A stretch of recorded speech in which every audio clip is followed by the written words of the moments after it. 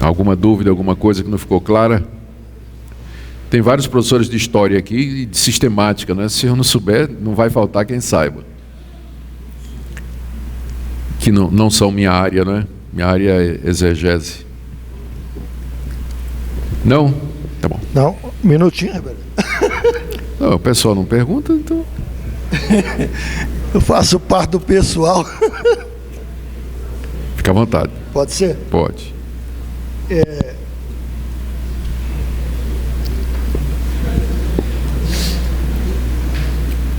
Reverendo, esse tema, da forma como foi abordado muito apropriadamente e um raciocínio bem descritivamente lógico, evidentemente não podia abranger todos os movimentos e personagens da história durante esse tempo ou pós-contemporâneo calvino. Então, indiretamente o irmão citou, alô?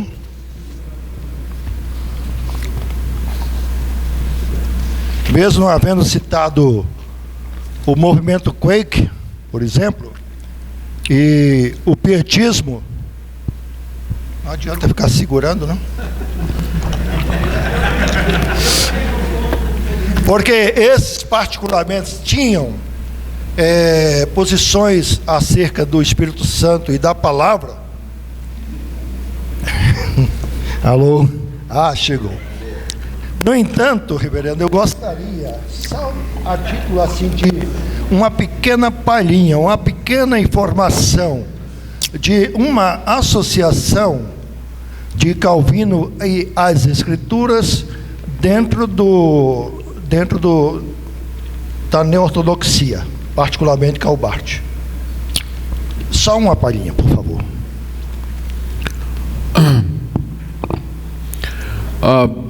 Eu tenho uma relação de amor e ódio com Calbart, né?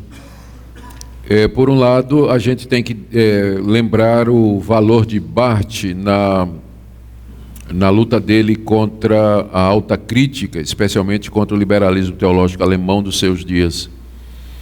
E Barth, ele reagiu a isso, ele era pastor, se não me engano, em Breslau, e ele, insatisfeito com o que a alta crítica estava fazendo com as Escrituras, ele resolveu falar ou enfatizar o valor das Escrituras para a igreja. O Barth temia que a alta crítica estava destroçando a autoridade da Escritura ao questionar a sua origem, a sua inspiração, a sua infalibilidade, e estava deixando a igreja sem uma mensagem. E ele então elaborou o que veio a ser chamado de uma neo-ortodoxia, que com relação à Escritura diria mais ou menos o seguinte: é verdade que a Bíblia tem erros. Calbart nunca negou o compromisso dele com a crítica bíblica.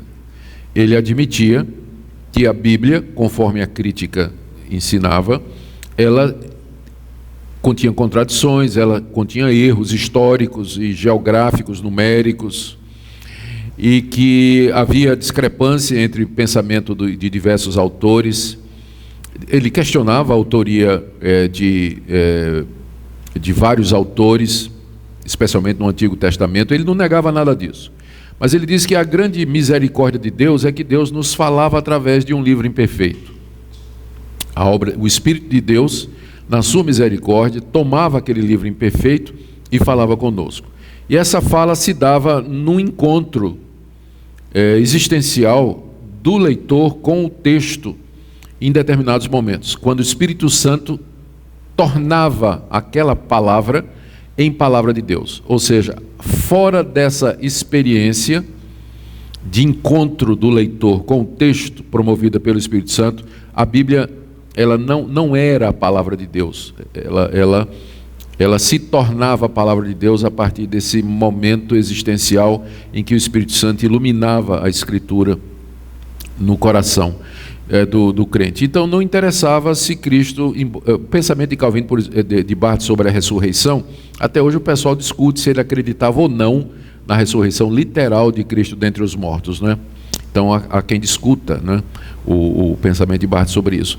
Mas é que para Barth isso era irrelevante, né? O que importa era que o Espírito Santo poderia usar aquele relato ou a narrativa da ressurreição de Cristo e aplicar de alguma forma salvador ou santificador ao coração do crente. Então, por isso que, se por um lado Barth tenta resgatar o valor da Bíblia para dentro da igreja, e ele brigou contra os liberais por conta disso, por outro, ele não foi longe o suficiente. Ele ainda permaneceu em dívida com a alta crítica, né? Por isso que eu, às vezes, considero o pensamento neo-barthiano, a neo-ortodoxia, o pensamento barthiano, que é a neo-ortodoxia, às vezes mais sutil e perigoso do que a crítica alemã. Porque Bultmann, ele vai na lata, na cara. E os grandes críticos alemães, eles dizem abertamente o que é que eles pensam a respeito da Escritura. O pensamento de Barth é dialético, é sinuoso. E precisa quase que você se dedicar a vida toda a estudar o pensamento dele. Eu não sou um perito em Barth, li Barth e li críticas a respeito de Barth. Não, o comentário dele de Romanos, que o pessoal diz que é a obra magna dele, eu tenho o comentário dele de Romanos, tentei já ler, tentei usar na série de Romanos, mas não vi proveito. Não vi proveito.